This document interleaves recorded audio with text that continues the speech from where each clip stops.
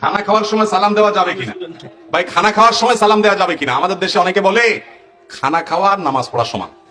শুনছেন নি এই হাদিস আপনারা? এটা হলো জাল হাদিস। খানা খাওয়া আর নামাজ পড়া সমান, মানে নামাজও সালাম দেয় না, খানাও সালাম দেওয়া, এটা ভুল কথা। খানা খাওয়া অবস্থাতে সালাম দিতে পারেন, যিনি খাচ্ছেন তিনিও জবাব দিতে পারেন, কোনো অসুবিধা নাই।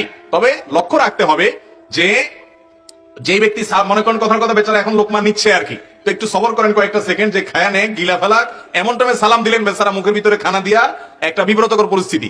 একটু সবর করেন, আগে পরে দেন, কিন্তু খানা অবস্থাতে সালাম দেওয়াও যাবে, নেওয়াও যাবে। খানা অবস্থায় কথাবার্তা বলা যায় কি যায় না? অনেকে বেশি বকবক করতে থাকে, জন্য অনেক মুরব্বী জাল হাদিস বানিয়ে নিচ্ছে, নামাজ পড়ার সময় তো খামা, অত বেশি কথা বলা যাবে না। এটা ভুল কথা। তবে হ্যাঁ, অহেতুক অপ্রয়োজনে খেতে বসে অনেক বেশি কথা বলা, এটা স্বাস্থ্যের জন্য ভালো না, শরিয়া দৃষ্টিকোণ থেকে প্রশংসনীয় না। কিন্তু দু চারটা দরকারি কথা অথবা সালাম আদান প্রদান করাতে কোনো অসুবিধা নাই।